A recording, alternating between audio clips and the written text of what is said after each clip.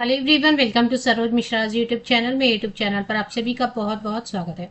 तो काफ़ी सारे सब्जेक्ट्स में, अलग अलग सब्जेक्ट्स में असिस्टेंट प्रोफेसर, एसोसिएट प्रोफेसर की वैकेंसीज आई हैं और दो अलग अलग पीडीएफ है। एक पीडीएफ में, पीडीएफ वन में आप देखेंगे ऑलरेडी काफ़ी सारे सब्जेक्ट्स हैं। जैसे मैं स्क्रॉल डाउन कर रही हूँ तो फिलहाल सीरियल नंबर 34 तक, सीरियल नंबर 1 से लेके सीरियल नंबर 34 तक काफ़ी सारी वैकेंसीज हैं। Assistant professor, permanent post, regular post है। और पीडीएफ 2 में भी काफ़ी वैकेंसीज हैं। इसमें 15 वैकेंसीज हैं और पहले पीडीएफ में, फर्स्ट पीडीएफ में टोटल 143, 143 पोस्ट पहले पीडीएफ में और दूसरे पीडीएफ में। एक ही जगह से दोनों नोटिफिकेशन रिलीज हुई है।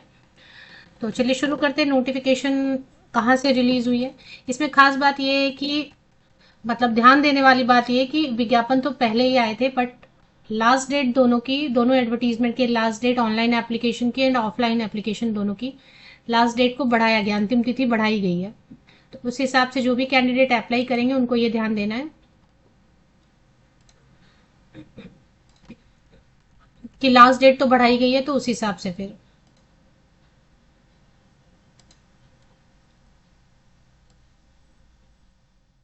तो नोटिफिकेशन जो रिलीज हुई है वो महर्षि दयानंद यूनिवर्सिटी से रिलीज हुई है। Maharshi Dayanand university state university है।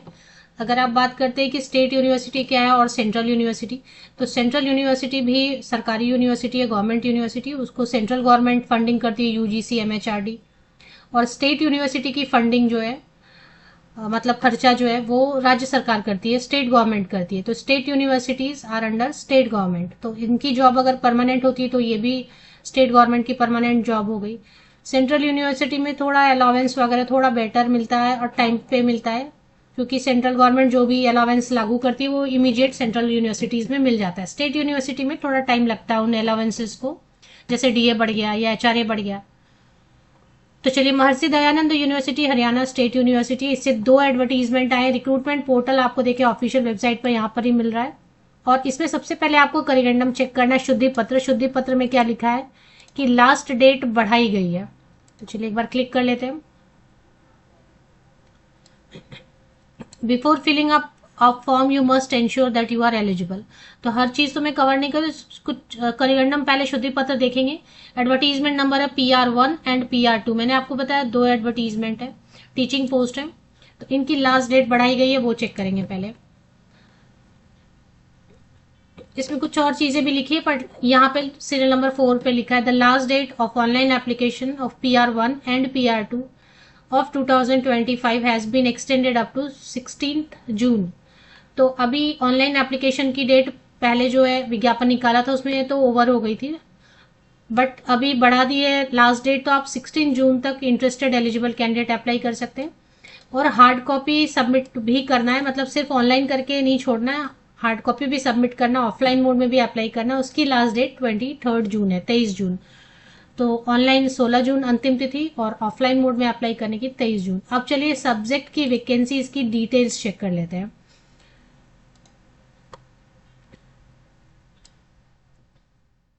तो पहले इसमें एक वर्ड जो होता है ना कि कॉन्ट्रैक्ट लिखा है या परमानेंट लिखा है, ये जरूर इंश्योर करना चाहिए अप्लाई करने के पहले।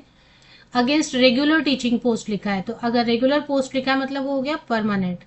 और budgeted for various university, teaching department, centre और इंस्टीट्यूट। तो इनके जितने भी गवर्नमेंट कॉलेजेस होंगे, क्योंकि एक सेंट्रल यूनिवर्सिटी या स्टेट यूनिवर्सिटी के अंडर बहुत सारे एफिलिएटेड कॉलेजेस, इंस्टीट्यूट, डिपार्टमेंट्स होते हैं, तो उन सब में जहां जहां वैकेंसी होगी तो सभी गवर्नमेंट होंगे, सभी के गवर्नमेंट ही फंडिंग करेगी। तो ये डेट अब नहीं देखनी है, क्योंकि शुद्धि पत्र के हिसाब से भी लास्ट डेट बढ़ा दी गई है, 16 जून हो गया ना। और हार्ड कॉपी सबमिट करने की डेट 23 जून हो गई है। तो ये नया डेट अभी आपको देखना है, ये पुराना डेट नहीं देखना है, ठीक है।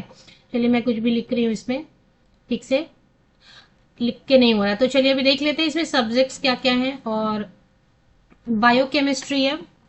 आप कैटेगरी चेक करेंगे किस कैटेगरी में सीट है। और अगर आपने नेट किया है, यूजीसी नेट, या फिर अगर साइंस सब्जेक्ट है तो CSIR नेट अगर आपने किया है, तो आपने किस कैटेगरी से क्वालिफाई किया है, क्या उस कैटेगरी में सीट है, तो फिर आप अप्लाई कर सकते हैं। यूआर वाली सीट ऐसी होती है सीट जिसमें कोई भी अप्लाई कर सकते हैं, SC कैंडिडेट भी अप्लाई कर सकते हैं, ST कैंडिडेट, बैकवर्ड क्लास, या backward class A, backward class B, EWS category के कैंडिडेट सभी आके यूआर में अप्लाई कर सकते हैं, लेकिन फिर वही बात है कि आपने किस कैटेगरी से क्वालिफाई किया। अगर यूआर के कैटेगरी से आपके मार्क्स हैं नेट के, तो फिर तो आप अप्लाई किसी भी कैटेगरी में मतलब इस कैटेगरी में कर सकते हैं, नहीं तो फिर आपको अपनी कैटेगरी का वेट करना होगा कि इस कैटेगरी में वैकेंसीज आ जाएं।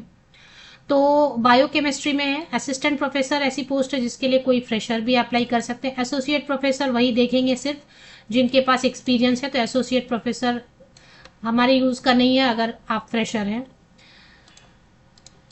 बायो इन्फॉर्मेटिक्स, अच्छा पीएचडी भी जिनकी है और नेट नहीं है या फिर सेट नहीं है या फिर सीएसआई और नेट नहीं है, तो पीएचडी के बेसिस पे भी आप डायरेक्टली अप्लाई कर सकते हैं।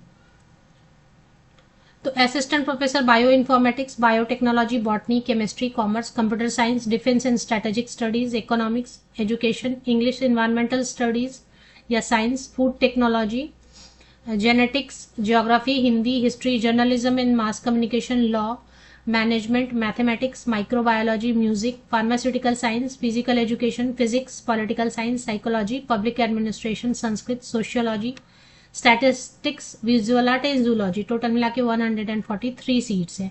सैलरी बिल्कुल गवर्नमेंट वाली सैलरी आपको मिल रही है। प्रोफेसर के लिए 1,44,200 बेसिक पे, प्लस अलावेंसेज वगैरह ऐड करेंगे तो 2 लाख आराम से, 2 लाख से भी ज्यादा सैलरी होगी, 2 लाख से भी ज्यादा। एसोसिएट प्रोफेसर 1,31,000 बेसिक पे, प्लस अलावेंसेज ऐड करेंगे तो आराम से 1,80,000 या उससे भी ज्यादा। असिस्टेंट प्रोफेसर 57,700 बेसिक पे, अलावेंसेज वगैरह ऐड करेंगे तो 80 to 90,000 सैलरी बनती है। फीस की बात करेंगे तो 1600 मैक्सिमम है और मिनिमम जो है 400 है, और अगर पीडब्ल्यूडी कैंडिडेट हरियाणा के हैं तो फिर उनके लिए नो फीस है। फीस एक बार आप डिपॉजिट कर देते हैं तो फिर वो आपको रिफंड नहीं होगा। अब ये सारी यूनिवर्सिटीज जो भी हैं, ये यूनिवर्सिटीज सब जो है ना ऐसी एडवर्टीजमेंट निकालती हैं, फिर पता नहीं ये साल भर बाद, 5 साल बाद, 6 साल बाद इनके जो है ना फिर से नए एडवर्टीजमेंट आते हैं और उसमें लिखते हैं जिन्होंने पहले अप्लाई किया था वो फिर से अप्लाई कर लें। अभी 5 साल पहले किसने अप्लाई किया था वो भूल भी जाते हैं। तो ये सारी यूनिवर्सिटीज ऐसे हैं कि बस आप अप्लाई करके छोड़ दो, फिर पता नहीं वो करेंगे रिक्रूटमेंट नहीं करेंगे, मालूम नहीं। इसमें भी लिख के दिया है जिन्होंने 2024 में अप्लाई किया वो फिर से अप्लाई करो, उनको फीस नहीं देनी है लेकिन उनको फिर से अप्लाई करना होगा वगैरह वगैरह। तो ये एडवर्टीजमेंट तो रिलीज करते हैं बट सीट्स भरते नहीं है। तो नेट के बेसिस पे आप अप्लाई कर सकते हैं सीएसआई या नेट साइंस सब्जेक्ट के लिए, या फिर सेट या स्लेट अगर हरियाणा गवर्नमेंट का है आपके पास तो भी आप अप्लाई कर सकते हैं, नेट की जरूरत नहीं होगी। और मास्टर डिग्री में 55% या अबव मार्क्स होना चाहिए। अगर आप रिजर्व कैटेगरी से होते हैं तो आपको 5% की रिलैक्सेशन मास्टर डिग्री में मिलती है, नहीं तो बाकी सभी कैंडिडेट को संबंधित विषय में स्नातकोत्तर में 55% या अधिक अंक होने चाहिए। तो ये है। चलिए दूसरा एक और एडवर्टीजमेंट है वो भी देख लेते हैं। तो इंग्लिश, हिंदी, इकोनॉमिक्स, ये एडवर्टीजमेंट नंबर 2 PR2 है। तो PR2 ऑफ 2025 में सेल्फ फाइनेंसिंग स्कीम में 2 होते हैं ना, एक तो होता है कि गवर्नमेंट फाइनेंस कर रही है और दूसरा एक होता है सेल्फ फाइनेंसिंग होता है। तो सेल्फ फाइनेंसिंग वाले में भी कुछ कुछ है सब्जेक्ट जैसे कि English, Hindi, economics, public administration, political science, maths, history, journalism, mass communication, commerce. Total 15 vacancies यहाँ पर भी हैं। इसमें भी आपको गवर्नमेंट पे स्केल दे रहे हैं, सेल्फ फाइनेंसिंग है लेकिन आपको परमानेंट, ये भी रेगुलर है, इसमें भी आपको पढ़ना है PDF2 में भी, PR2 में, कि ये भी रेगुलर है। अच्छा इसमें रेगुलर नहीं लिखा है क्या? Advertisement for faculty position self financing, तो इसमें अगर PR2 में रेगुलर नहीं लिखा है तो ये हो सकता है परमानेंट है या नहीं है, लेकिन देखते हैं पेज नंबर 1 पे देखते हैं। हाँ यहाँ पे भी रेगुलर लिखा है, PR2 में भी रेगुलर लिखा है, various regular teaching post, regular मतलब परमानेंट। तो इसकी भी लास्ट डेट बढ़ा दी गई। ये जो एडवर्टीजमेंट में लास्ट डेट है ये नहीं है, 16 जून है लास्ट डेट ऑनलाइन एप्लीकेशन, 23 जून है ऑफलाइन मोड में अप्लाई करने का। तो अब इसमें भी पे स्केल वही दे रहे हैं, गवर्नमेंट पे स्केल, फीस का स्ट्रक्चर सेम है, पे स्केल 57,700। अब ये जो जितने भी पोस्ट आपको यहाँ PDF2 में दिखाई दे रही है सब असिस्टेंट प्रोफेसर के हैं, इसमें कोई भी एसोसिएट प्रोफेसर की पोस्ट नहीं है। अब इसमें असिस्टेंट प्रोफेसर 57,700 की बेसिक पे प्लस अलावेंसेस वगैरह देंगे तो 80 to 90,000 सैलरी बनती है। फीस आपकी मिनिमम 400 है, मैक्सिमम 1600, डिपेंड करता है कौन सी कैटेगरी में। और पीडब्ल्यूडी हरियाणा के हैं तो नो फी। तो चलिए, अभी मैं विकिपीडिया से तो नहीं लिया मैंने, डायरेक्ट ये वेबसाइट की लिंक ले ली मैंने, कुछ नहीं गूगल कर लिया MDU रोहतक वेबसाइट, और जो भी लिंक सामने आया सही लग रहा था मुझे mdu.ac.in, उस पर चले आए। और यहाँ पे रिक्रूटमेंट पोर्टल लिंक दिया हुआ है, मैंने इस पर डायरेक्टली क्लिक कर लिया। रिक्रूटमेंट वाली पेज पे ये एडवर्टीजमेंट नजर आ गई। अब आप इसको वेरीफाई कर लें, क्योंकि अभी है ना आपको अप्लाई करना है। और तो इसमें जो भी है एप्लीकेशन तो आप साइन अप करके रजिस्टर करके कर लेंगे लॉगिन करके, बट एक बार इसको वेरीफाई कर लें, इस वेबसाइट को भी वेरीफाई कर लें, रिक्रूटमेंट पोर्टल को भी वेरीफाई कर लें, क्योंकि अच्छी खासी फीस है इसलिए। मैं विकिपीडिया से ही लिंक लेती हूँ, आपको भी सजेस्ट करती हूँ विकिपीडिया से लिंक ले लें, लेकिन पता नहीं विकिपीडिया से लिंक लिया तो वो ठीक से काम नहीं कर रहा था, तो मैंने डायरेक्टली गूगल से लिया। इसलिए आप भी गूगल करके लिंक ले रहे हैं तो फिर आप उसको ठीक से वेरीफाई करें।